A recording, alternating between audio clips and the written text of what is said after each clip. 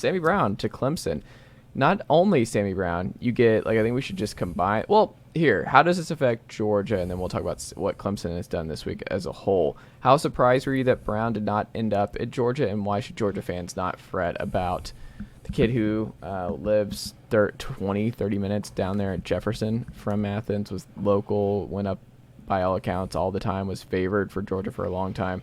Obviously, Georgia's put so many linebackers in the NFL of late that there's not really a better spot for Sammy Brown, you would think. But do you think just playing time, access to getting on the field anytime soon, and then also are Georgia fans going to be okay with who's already in that room going forward? So I'm not going to go shock jock on you and say Sammy Brown's afraid of the competition. He wasn't even a take for Georgia, all of that message board stuff you see. But it's not to say he's afraid of the competition, but you look at the depth chart and you are making a business decision, and the place that was quicker to playing time was definitely Clemson. For one, I've also heard his family was Clemson fans, growing up or something like that. So I think they had a lead there, and I showed you the hats, right? The hat science. Mm-hmm. Oh, the hat science. It was obvious 2 or 3 days before. The Tennessee and Oklahoma hat were just super plain with just the logo, and the Clemson looked like some specialty hat, hat he got at Lids or something with a giant paw print on it. Hat science doesn't fail in the recruiting process. But I think as far as Georgia obviously wanted Sammy Brown. They just want to load up, get as many studs as they can get on their team. But I think you look at the last, or just currently on the roster, or in the last 2 recruiting classes, both Georgia and Clemson in 3 recruiting classes ago, essentially got 2 highly ranked linebackers that are both their current starters that are probably both going to go to the NFL early, and Jeremiah Trotter Jr. and Barrett Carter for Clemson, and then Jamon Dumas-Johnson and Smile Mondon for Georgia. So outside of, obviously they're not going to be on their, Sammy Brown's not going to be playing in 2023. So when he comes in next year, Clemson will have 0 other inside linebackers that were top 100 recruits on their roster, right? Georgia will have 5. So just that right there, Xavier Sori was a 5-star that's now just starting to maybe be that 3rd or 4th inside linebacker. And you've seen, the 3 true freshmen that they're going to bring in this year, 3 of the top 5 or 6 inside linebackers in the country. So I think it's not to say Georgia didn't want him, but or as a Georgia fan, I didn't want them to sign a 5-star dude from Jefferson. But in terms of the 5 stars that I'm disappointed that Georgia didn't get, from the state of Georgia, he might be near the bottom of the list, just because we're loaded to that group.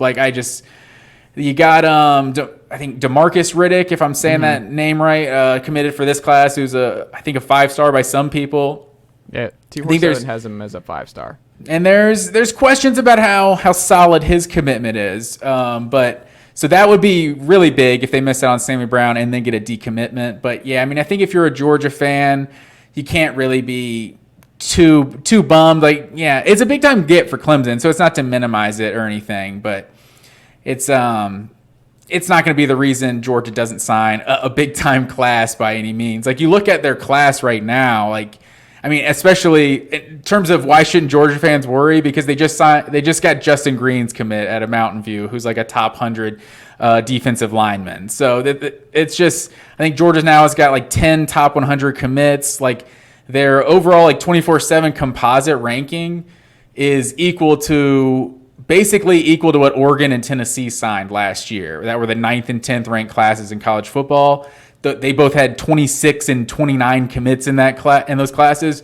Georgia's sitting at that same score with 17 right now, and with the number 1 class. So I think, I think you're not going to get everybody, especially with how loaded the state of Georgia is. And you still got 3 of the top 5 players in the state uncommitted, even though Mike Matthews doesn't really look like Georgia's in a good position with him. But who knows? A couple Buford guys too. Georgia doesn't have the history of the most success getting guys from Buford, but we'll see. This class, it's going to be ridiculous regardless of who they end up signing. It's going to probably end up being the number 1 class in the country. It certainly seems that way. It could still end up being the best class of all time. Like, there's still a lot of time. Yeah. I shouldn't say that. So a lot of folks are like, don't forget. It's like most recruiting's done now in July. Like, most of the class is complete here this summer. So the summer is actually the time you need to be paying most attention to what your team's doing in the modern recruiting cycle. It's not the fall. It's not winter time or around then. No, it's around now to July. That Yeah, and Georgia especially, like all the classes under Kirby are like at this point in July, they're usually sitting at like 9 or 10 commits, but they have a really high average, and you're like, oh, but once the commits start coming in, they'll be at the top. But they typically around the summer they're not that loaded, so for them already this early to have so much like hay in the barn, if you will, like it's pretty dangerous. Like Justin Fields, like that class was the first class that was ranked number 1 that Kirby signed, and like Fields committed in like October or something. Like it was like, and then they all started coming in November and December. So it's like now they already have them, and it feels like with, I don't know if it's NIL or something, but I think we spoke about it a few weeks ago, or maybe it was when you talked with Graham Coffey. It doesn't feel like there's as many decommits these days as there once was. Yeah, I mean, because a lot of it, I'm sure, is NIL related, where they're locked in, and it's just it's a lot. I feel like it's a lot more complicated to jump out of it and start the whole process over, jump around the NIL game and that sort of thing, and also being worried about your spot because spots are so fluid, and that those spots could just be gone, and then you can just be left behind in the dust. So, yeah, I don't envy the situation a lot of these kids find themselves in, because it's, I imagine, very stressful also for their parents.